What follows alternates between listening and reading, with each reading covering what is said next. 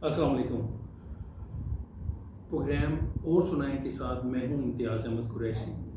आज मैं आपकी मुलाकात करवा रहा हूं मारूफ अफसाना निगार, नक्काद और माहिर नफ्सियात अमजद तुफ़ैल साहब से। अस्सलाम वालेकुम। वालेकुम सलाम। हम सब कैसे हैं? अल्लाह का शुक्र है।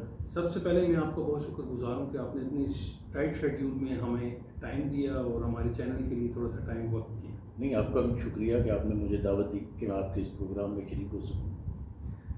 अमजद साहब, आपका तो कोई तारुफ अब क्या मैं कराऊँ कि आपको अदबी सकाफ़ती हलकों में और तदरीसी हलकों में तमाम जो है लोग जानते हैं, लेकिन एक बुनियादी सा सवाल है। मतलब आपके अफसाने, एंटीक शॉप और उसके अलावा दूसरा मजमूआ था आपका मछलियाँ शिकार करती हैं, और अभी और भी सिलसिले आपके चले, वो तो अभी हम गुफ्तगू करते हैं।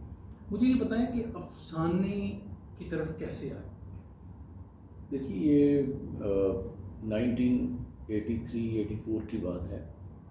मैं ग्रेजुएशन कर रहा था और उसमें मेरे जो कंपलसरी सब्जेक्ट्स थे वो साइकोलॉजी और उर्दू अदब था।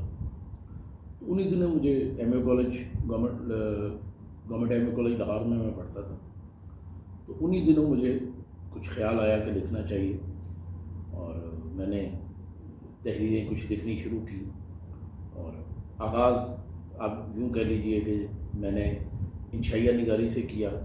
अच्छा, इंशाइया निगारी से जी। और मेरे इंशाइये 1985 से ऑनवर्ड और आप जैसे मौक़र जरीदे में छपते रहे।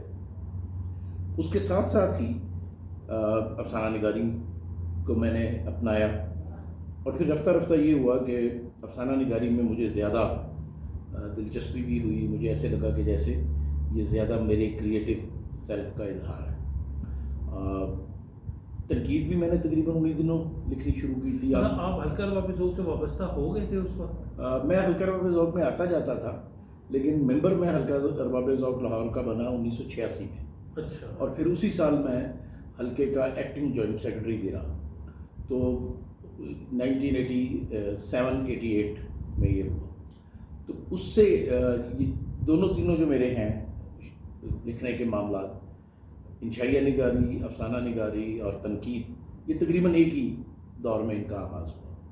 तो रफ्ता रफ्ता इंशाइया निगारी तो कहीं पीछे रह गई, और लेकिन अफसाना और तनकीद वो अब तक चल रही है, और मेरी अदबी दिलचस्पी के बुनियादी मौज़ूआत में है। तनकीद में मैं हर तरह। हमें सब तनकीद के ऊपर हम बात करेंगे जी। वो आपका एक बड़ा मतलब आपके तो 2-3 हवाले हैं, तो मैं चाहता हूँ कि ये मिक्स ना हो जाए। मुझे पहले ये बताएं कि एक तख्लीकार इंशाइया लिखता है और फिर वो शिफ्ट हो जाता है अफसाने की तरफ। ठीक है, अफसाने में ज़रा गुंजाइश ज़्यादा है, उसका स्कोप ज़्यादा है, लेकिन पहले तो मुझे ये बताएं कि इंशाइया और अफसाने में फ़र्क क्या है, बुनियादी फ़र्क कैसे इसको आप? देखो, इसमें इम्तियाज़ जो बुनियादी फ़र्क है ना, वो फ़िक्शन और नॉन फिक्शन का है। फ़िक्शन हम कहते हैं उस तहरीर को जिसकी बुनियाद वाक़े और किरदार पर होती है, और नॉन फिक्शन वो होता है जिसकी बुनियाद ख़्याल पर होती है, तसव्वुर पर होती है। तो वाक़या फ़िक्शन बनाता है, चाहे वो अफसाना हो, नावल हो, और ड्रामा हो, नॉवलेट हो। और जो थॉट को अच्छे अंदाज में पेश करने की कोशिश है, ये इंशाइया निगारी या मज़मून निगारी इसकी तरफ ले जाती है। तो दोनों की लाइन बाउंड्रीज कहीं कहीं मिल भी जाती हैं। जी बिल्कुल ऐसे ही। आपको ऐसे इंशाइये भी मिल जाएंगे जिनमें बहुत अच्छे वाक़यात होते हैं। मेरे भी शायद कुछ अफसानों में, आप इंशाइयों में आपको वाक़या निगारी भी मिले। बाज़ इंशाइये आप ऐसे पढ़ेंगे जिनमें किरदार मौजूद होता है।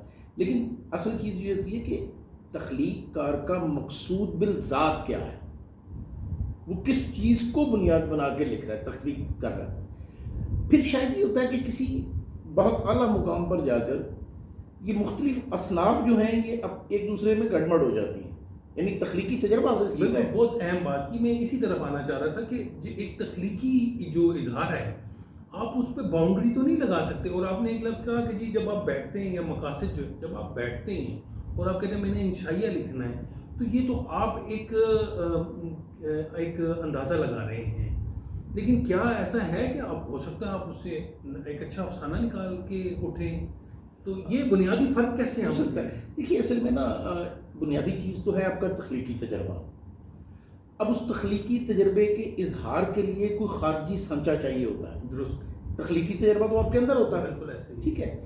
اب یہ تجربہ آپ سر میں کر سکتے ہیں, آپ لفظ میں کر سکتے ہیں, آپ رنگ میں کر سکتے ہیں, بہت اچھی بات. آپ آرٹ کی کسی فارم میں بھی کر سکتے ہیں. کیا اچھی بات ہے, کیا اچھی بات. اچھا, اب جب آپ لفظ کی طرف آ جاتے ہیں, جیسے ہم لکھنے والے جو ہیں لفظ کو یوز کرتے ہیں میڈیم کے طور پہ, پھر اس میں آگے آ جاتا ہے کہ آپ شاعری کی طرف جاتے ہیں یا نثر نگاری کی طرف جاتے ہیں. اچھا, اب یہ جو خارجی سانچے ہیں یہ بھی بہت ضروری ہیں, کیونکہ تخلیقی تجربہ بغیر کسی خارجی سانچے کے اظہار نہیں پا سکتا. بالکل درست ہے نا.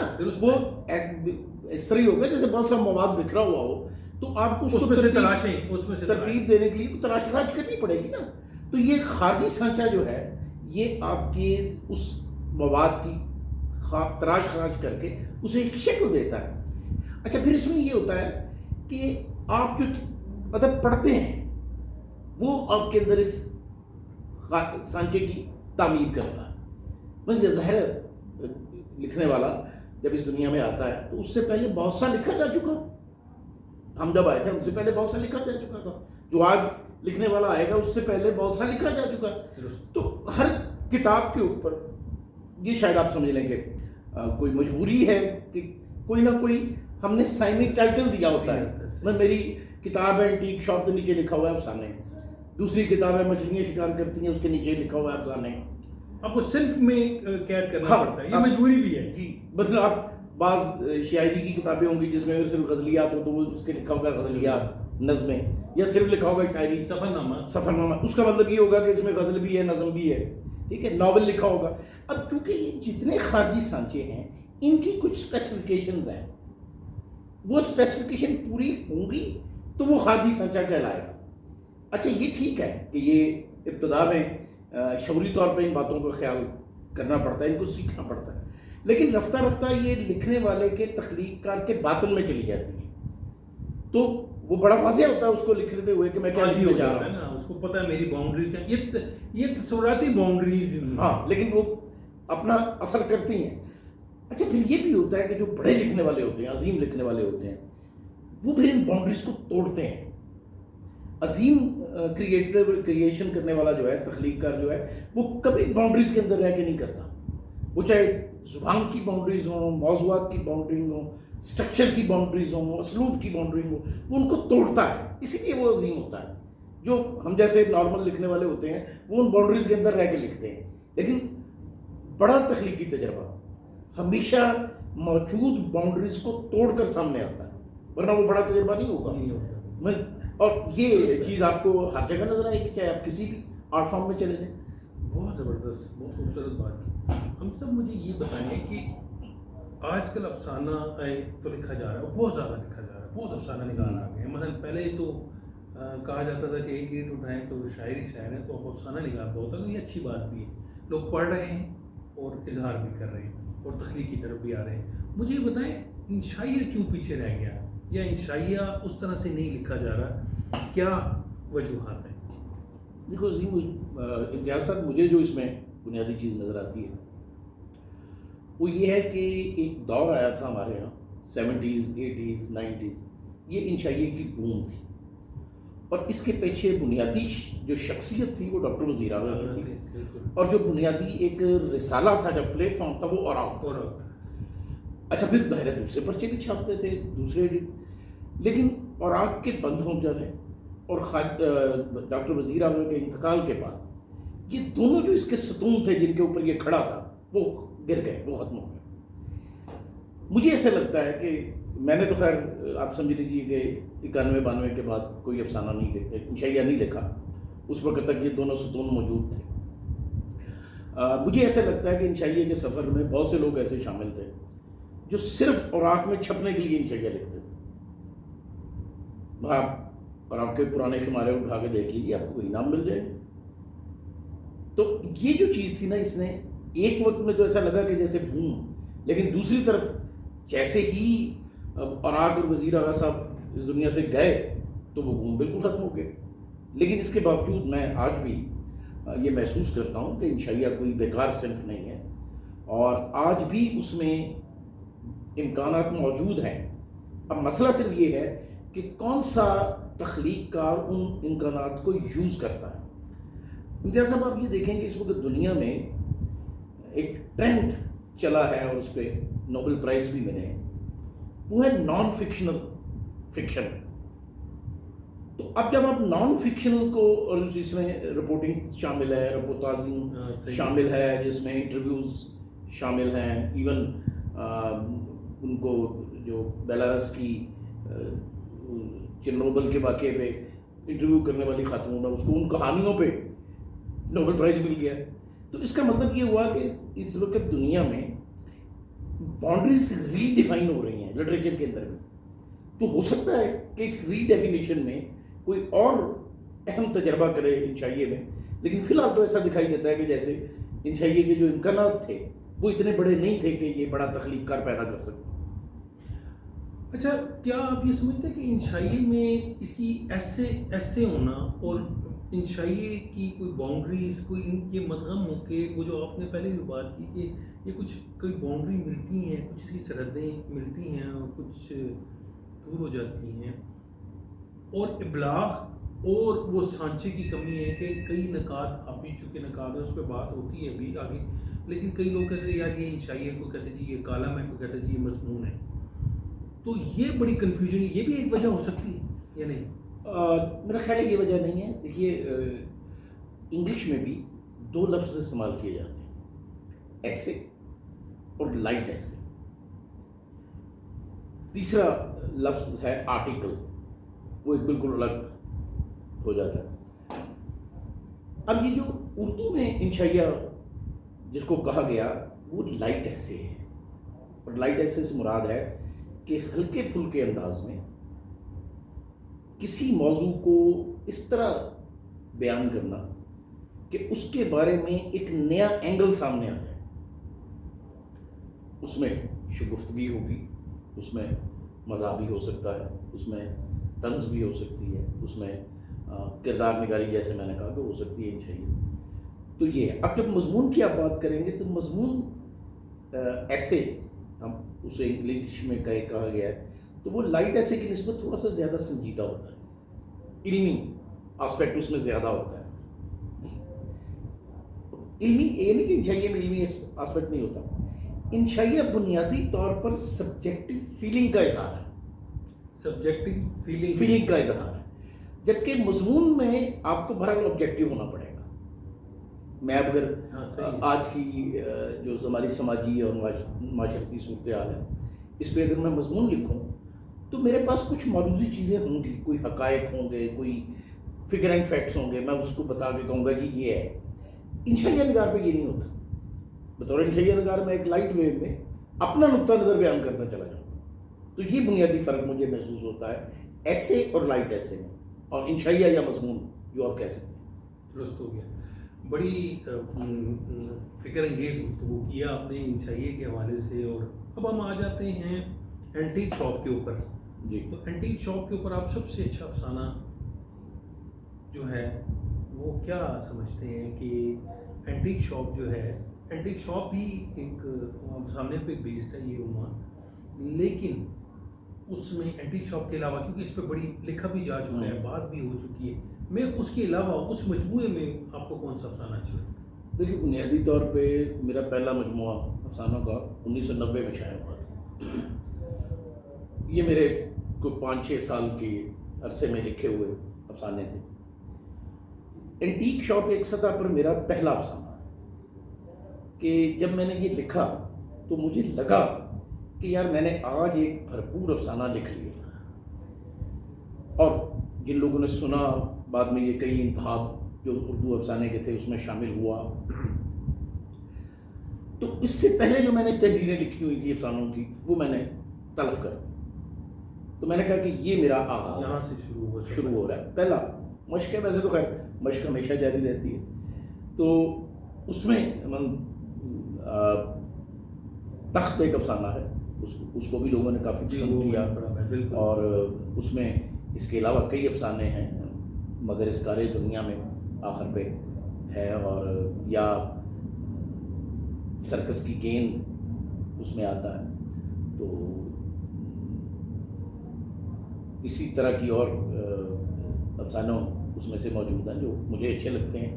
اور لیکن یہ ظاہر ہے کہ ابتدائی سفر تھا، اور اس وقت میں زیادہ ایبسٹریکشن کی طرف تھا، یعنی میں خیال کو زیادہ گرفت میں لیتا تھا اور اس کو ایک لیول پہ میں ٹریٹ کرنے کی کوشش کرتا تھا. جب اینٹیک شاپ سامنے آئی اور اس پہ یعنی مرزا ادیب جیسے جو بہت ہی روایت پرست افسانہ نگار تھے، ان سے لے کر انتظار حسین تک اور مرزا احمد بیگ تک اور دوسرے لوگ جو ہیں، ان سے مجھے داد ملی. اور ظاہر ہے لکھنے والے کو جب داد ملتی ہے تو اس کا تو حوصلہ تھوڑا سا بڑھتا ہے. لیکن اس کے ساتھ مجھے لگا کہ اچھا یار یہ کام تو میں نے کر لیا، اب اگر میں اسی طرح لکھتا رہوں گا تو پھر کیا فائدہ ہے. اور اچھا میں یاد دلاؤں آپ کو، اینٹیک شاپ پہ رشید امجد اور منشا یاد کے بھی بہت ستائشی تاثرات تھے. لیکن منشا صاحب نے ایک بات کی، انہوں نے کہا کہ یار بات یہ ہے کہ امجد نے اس کتاب میں یہ تو بتا دیا ہے کہ اسے افسانہ لکھنا ہوتا ہے، لیکن یہ کافی تو نہیں ہے. اچھی بات، اسے آپ ایک جمپ لگانی ہے. وہ منشا صاحب کا کام ہی یہی ہے کہ میں بس کر. اچھا میں نے بھی سوچا کہ یار کہتے یہ بالکل ٹھیک رہے ہیں. تو پھر میں نے تھوڑا سا اپنے میدان کو وسیع کرنے کیا، میں زیادہ کنکریٹنس کی طرف آیا. تو میرے وہ افسانے جو مچھلیاں شکار کرتے میں ہیں، وہ چینج ہے کافی، اس میں آپ کو زیادہ کنکریٹنس نظر آئے گی، زیادہ کردار نظر آئیں گے، زیادہ احوال نظر آئے گا، لائف کا جو لیونگ ایکسپیرینس ہے وہ زیادہ نظر آئے گا. تو اب وہ چیزیں جو ہیں وہ ظاہر ہے انہوں نے ایک اور طرح کا فلیور بنایا. اور میں نے جب مچھلیاں شکار کرتے ہوئے میں شائع کر رہا تھا تو میں نے منشا صاحب سے کہا کہ جی کچھ لکھ دیجیے. تو انہوں نے یہیں سے بات کا آغاز کیا کہ میں نے اس سے توقع رکھی تھی کہ یہ جمپ لگائے گا، اور اس نے یہ جمپ تخلیقی جمپ لگائی ہے. اور ظاہر ہے کہ میرے لیے بڑی حوصلہ افزائی کی بات تھی. رشید امجد صاحب نے اس پہ لکھا، حمید شاہد صاحب نے اس پہ لکھا، اور دوستوں نے لکھا اور اس پہ رائے دی. تو یہ اس کے افسانوں میں مچھلیاں شکار کرتی ہیں تو ہے. مسلسل شہر افسوس میں اگر آپ پڑھیں بالکل مختلف طرح کا ہے. بالکل. میں جو سوال کرنا چاہ رہا ہوں وہ یہ ہے کہ دیکھیے جب ہم اینٹیک شاپ کو لیتے ہیں، پھر ہم مچھلیاں شکار کرتے ہیں، ان کو لیتے ہیں، مجھے یہ بتائیں کہ دیکھیے آپ اپنے جو ہم ہیں، ہم تو جو بات کر رہے ہیں یا جو ہم نے آپ کا امپریشن کیا، لیکن آپ جو ہے کہانی تو آپ نے رکھی، لیکن آپ نے علامت کو لازمی اس میں شامل کیا ہے. تو آپ کیا سمجھتے ہیں؟ اچھا کئی جگہ پہ میں اپنے حوالے سے بات کرتا ہوں کہ ابلاغ کا تھوڑا سا سلسلہ آتا ہے. وہ آپ نے بات بھی کی کہ ایبسٹریکٹ کی طرف گئے، مطلب وہ کہانیاں ایسی تو اس دوران چونکہ ہم اسٹوڈنٹ تھے، مطلب ہم تو آج بھی اسٹوڈنٹ ہیں، تو آپ سے سیکھتے ہیں. تو ہم جب یہ گفتگو جو ٹیبلز پہ ہوتی تھی آپ کے افسانوں کے حوالے سے، تو یہ ساتھ آتا تھا کہ جی وہی والی بات آپ والی کہ جی لکھنا تو آ گیا ہے، یہ پروو بھی کر دیا کہ تخلیقی سطح پہ میری یہ ہے قابلیت ہے، یہ صلاحیت ہے، یہ ہنر ہے، لیکن اس سے آگے کا سفر کیا جائے گا. کیونکہ اس وقت رشید امجد صاحب اور منشا یاد صاحب کا جو ہے ایک یہ سلسلہ پیرلل چلا، اور منشا صاحب یہی کہتے تھے کہ کہانی کو زندہ رکھنا ہے، کہانی ہونی چاہیے. اور علامت کے حوالے سے جو ہے آپ کو پتہ ہی ہے کہ اس تجرید اور آرٹ اور ایبسٹریکٹ کے حوالے سے باتیں ہوتی رہتی ہیں، نیگیٹو بھی، اس کی مخالفت میں بھی اس کو لوگ جسٹیفائی بھی کرتے ہیں. آپ کیا سمجھتے ہیں؟ دیکھیے میں یہ سمجھتا ہوں کہ افسانہ بنیادی طور پر تو ہے واقعہ نگاری، اور اس طرح اس کی جڑیں جو ہیں وہ مل جاتی ہیں ہمارے داستانوں کے ساتھ، جسے ہم جدید افسانہ کہتے ہیں، اور جو ہم نے مغرب سے لیا اور جس کا آغاز پریم چند سے یا راشد الخیری سے ہم کہتے ہیں. اس کی بنیاد ہے کردار پر. اب آگے چل کے یہ ہوا کہ پھر دونوں طرح کے افسانے آنے لگ گئے. ایک وہ جس میں واقعے کی بنیاد بنایا گیا تھا، ایک وہ جس کو کردار کی بنیاد. Make your story. 60s کی دہائی میں 50s کی دہائی میں اردو افسانے نے ایک نئی کروٹ لی اور اس میں دو لوگ تھے، انتظار حسین اور انور سجاد۔ انتظار حسین نے، اور ان دونوں کو میں ماڈرنسٹ کہتا ہوں اس لیے کہ ان دونوں نے اردو کی جو روایت تھی افسانے کی، افسانوی روایت، اس سے بغاوت کی۔ تو ماڈرنزم کی جو بنیادی شرط ہے وہ ہے ہی روایت سے بغاوت، درست، ٹھیک ہے۔ بعض دفعہ انتظار صاحب کو یہ کہا جاتا ہے کہ شاید وہ بڑے روایتی تھے، وہ روایتی نہیں تھے بھئی۔ دیکھو بات یہ ہے کہ آپ جس صنف میں اظہار کر رہے ہو آپ اس کی روایت کے اندر ہو کہ اس سے باہر نکل رہے ہو۔ صحیح۔ تو انتظار صاحب نے اس سے باہر نکل کر ایک نئی روایت بنائی۔ آج انتظار حسین کے لکھے ہوئے افسانے کو آپ افسانے میں شامل کیے بغیر آگے بڑھ ہی نہیں سکتے۔ اس وقت کہا جاتا تھا یہ افسانہ ہی نہیں ہے، اس لیے کہ مختلف تھا، جو اس وقت کا افسانہ تھا اس سے الگ تھا۔ وہ جو میں نے شروع میں بات کی، ان کا اسلوب بھی اور تھیم بھی بہت بڑی تخلیق جو ہے وہ موجود پیرامیٹرز کو توڑتی ہے۔ اچھا، یہی توڑ پھوڑ انور سجاد نے بھی کی۔ دونوں کے سورسز مختلف تھے۔ انتظار حسین مشرقی روایت کی طرف گئے، انور سجاد مغربی روایت کی طرف گئے۔ افسانے کی جو پیک میں موجود تھی، جو دیو مالا تھی، جو کہانیاں تھیں، ان کو لیا۔ اب یہ کام ہوا اور پھر 60 کی ڈیکیڈ آ جاتا ہے جس میں خالدہ حسین آتی ہیں، منشا یاد آتے ہیں، رشید امجد آتے ہیں، اور دوسرے بہت سے لوگ ہیں، سریندر پرکاش، بلراج مہندرا، نام گنوانا ظاہر مطلوب نہیں ہے۔ ان لوگوں نے تھوڑا سا اور ڈیویٹ کرنے کی کوشش کی، اور انہوں نے کہا کہ یہ جو علامت ہے اس کو ایبسٹریکشن میں آنا چاہیے۔ آپ باہر کا کوئی کردار لے لیتے ہو، سینڈلر لے لیتے ہو، تو وہ کردار تو ہسٹری میں موجود ہے، لٹریچر کی ہسٹری میں کہہ لیں، یا آپ جو ہے وہ آخری آدمی لکھتے ہو تو وہ تو کہانی یہودی داستانوں میں موجود ہے، تو آپ اس کو اگر کچھ بنا دیتے ہو تو یہ تو ادب نہیں ہے۔ یہ میں ان کا کلیم کہہ رہا ہوں۔ تو انہوں نے کہا کہ آپ کو اپنی علامت خود کریٹ کرنی ہے۔ اب جب خود علامت کریٹ کریں گے تو ریسٹرکشن آئے گی، اس کی تفہیم میں بھی مسئلہ آئے گا۔ اچھا، منشا یاد صاحب کا جو افسانوی مجموعہ ہے خلام در خلا، اس میں آپ کو ایسے افسانے ملتے ہیں کہ آپ کو تفہیم میں مشکل ہوتی ہے، لیکن وہ جلدی اس چکر سے نکل گئے، اور رشید امجد بھی نکل گئے۔ رشید امجد کے پہلی افسانوی مجموعے کو اگر آپ دیکھیں اور ان کے آخری افسانوی مجموعے کو دیکھیں تو آپ کو ایک واضح سفر دکھائی دیتا ہے۔ وہ شفٹ ہوئے اور وہ وقت کے ساتھ نہیں، بیگل تک جب ہے، بیگل والا جو ہے وہاں تو بالکل وہ چینج سترنگ کے تعاقب میں بالکل اور طرح سے۔ اچھا، آپ یہ دیکھیے کہ جب میری نسل کے لوگ آئے 80 کی دہائی میں، اس میں آصف فرحی ہیں، حمید شاہد ہیں، مبین مرزا ہیں، میں ان لوگوں میں ہوں، ہمارے سامنے یہ سارا سفر موجود تھا۔ اب سوال یہ تھا کہ ویئر ڈو وی اسٹینڈ، کیونکہ کریشن تو نہیں ہے، پرانے کی لکیر کو پیٹنا کریشن نہیں ہے۔ کسی نے بڑی اچھی بات کہی تھی، اس نے کہا بھی آج کے دور میں اگر کوئی آدمی بالکل اس طرح کی شاعری کرنے لگے جیسے غالب نے کی تھی، اور اسی لیول کی کرنے لگے جیسے غالب نے کی تھی، تو اس کی تو کوئی ویلیو نہیں ہوتی۔ تخلیق میں نقش ثانی کی کوئی اہمیت نہیں ہوتی، نقش اول کی اہمیت ہوتی۔ تو ہم لوگوں کے سامنے یہ پرابلم تھا۔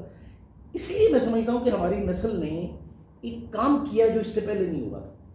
وہ کام تھا ایک امتزاجی رنگ بنانا، اور یہ کہ جہاں سے تمہیں اپنے مزاج کے مطابق اپنے تخلیقی تجربے سے میچ کرتی جو چیز ملے وہ لے لو، اور اس چکر میں نہ پڑو کہ تم حقیقت پسندی کا افسانہ لکھ رہے ہو یا علامتی افسانہ لکھ رہے ہو یا استعاراتی افسانہ لکھ رہے ہو، اس بات کو بھول جاؤ۔ تو اس کا نتیجہ یہ ہوا کہ ہم لوگوں کی جنریشن میں آپ کو ہر لکھنے والے کے یہاں مختلف طرح کی چیزیں نظر آئیں گی۔ ہاں، مطلب مختلف پھولوں کی مختلف خوشبو ہیں۔ اچھا، اب یہ سارے ہمارے ماضی میں یہ لوگ موجود ہیں، ہم نے ان سے سیکھا ہے۔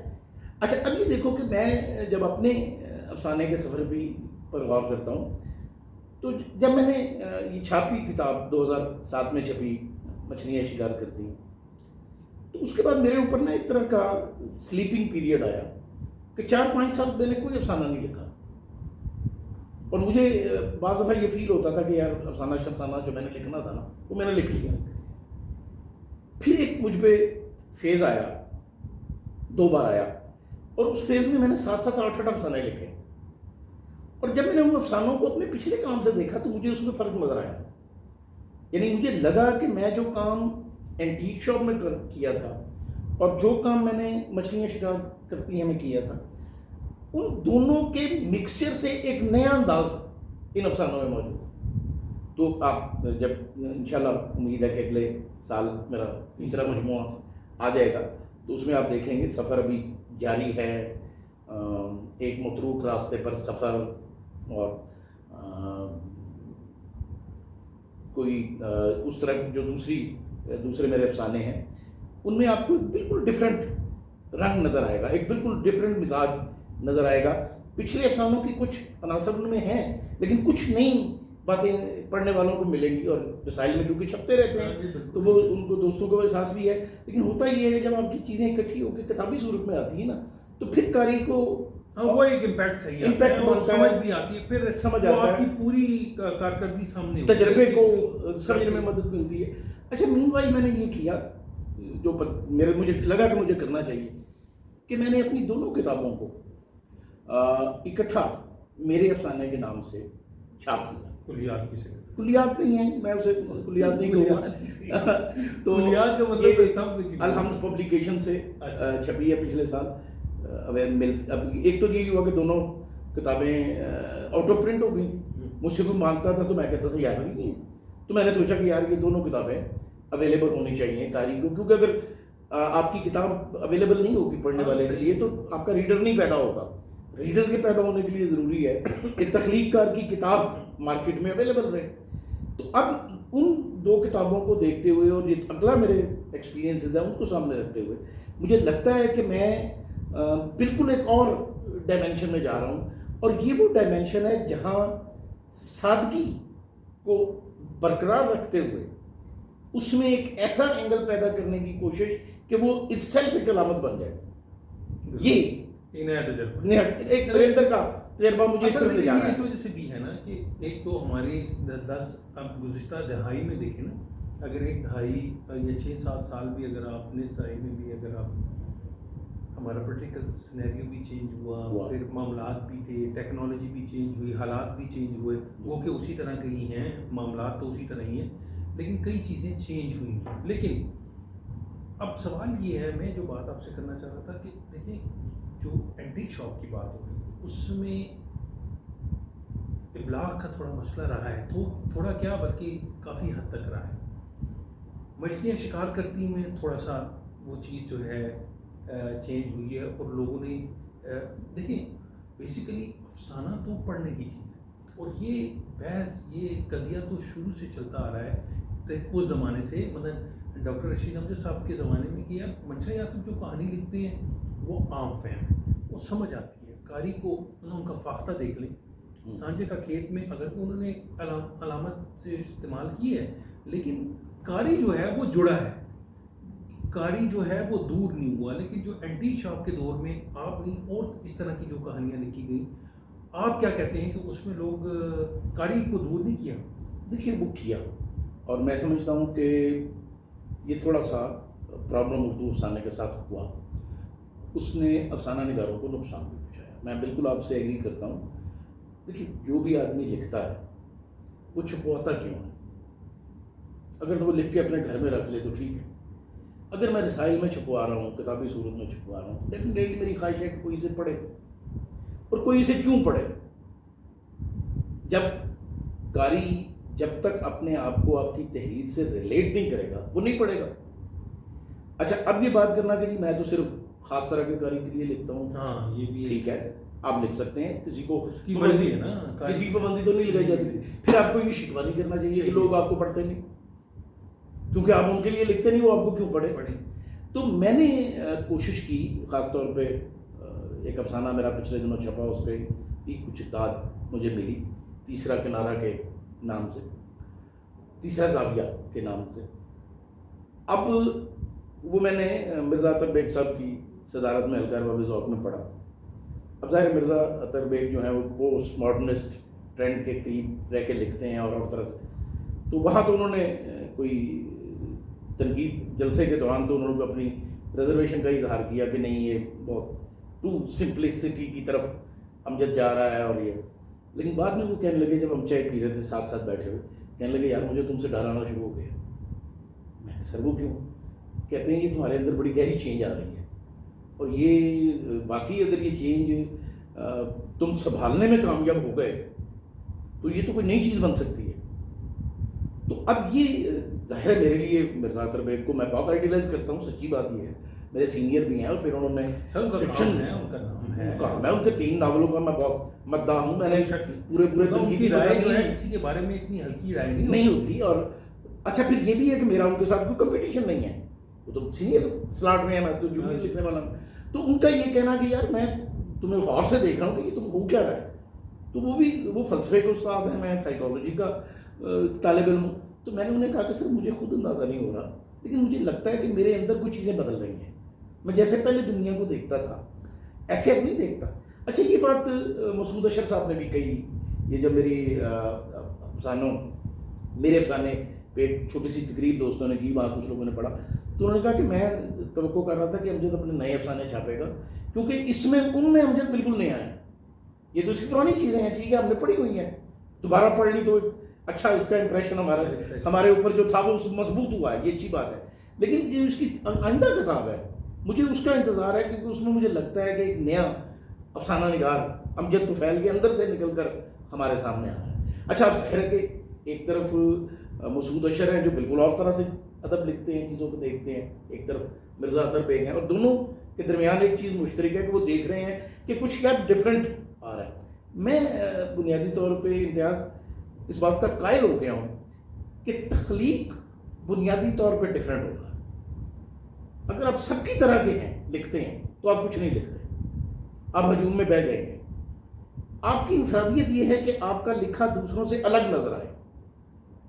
ایک جگہ 10 چیزیں چھپی ہوں، جو پڑھنے والا ہے بعض اوقات آدمی ہے وہ 10 کو پڑھے اور وہ کہے کہ یار یہ چیز الگ ہے. اب دیکھو کہ بعض دفعہ آپ کو شکوہ شکایت سننے کو ملتی ہوگی تو شاید وہ ٹھیک بھی ہو کہ یار ایک ہی طرح کی غزلیں چھپی ہوئی ہیں، ایک ہی طرح کی نظمیں چھپی ہوئی ہیں. اچھا یہ نہیں ہے کہ وہ اچھے لوگ نہیں ہیں، اچھا لکھنے والے نہیں ہیں، وہ اچھا لکھنے والے ہیں، بہت اچھا لکھنے والے ہیں، منفرد لکھنے والے نہیں ہیں. ادب میں منفرد زندہ رہتا ہے، بہت اچھا تو سارے ہی ہوتے ہیں. لیکن پھر وہ تو چلے بات ہوتی ہے کہ یہ آپ جو بات کہہ رہے ہیں ٹھیک ہے، لیکن وہ جو تجربہ کرتے ہیں یا اس قسم کی کوئی چیز ہوتی ہے تو پھر وہ کہتے ہیں یار اس کو تو پتہ ہی نہیں ہے کہ ناول کیسے لکھا جاتا ہے، یار اس کو تو پتہ، یہ تو بالکل ہی ہارڈ کی چیز ہے. حالانکہ وہ بعد میں سمجھ آتی ہے یا بعد میں چیزیں تجربہ کرتے ہوئے آپ بنیادی طور پہ رسک لیتے ہیں، کیونکہ جو پکی سڑک ہوتی ہے نا، میں موٹر وے سے آیا ہوں لاہور سے اسلام آباد، تو رستے کا کوئی ایشو نہیں تھا، ٹھیک ہے نا، لاہور سے گاڑی چلی اور سیدھے راستے پہ یہاں آ گئی. لیکن اگر کسی کچے پکے راستے سے آیا جاتا تو پھر کیا ہوتا؟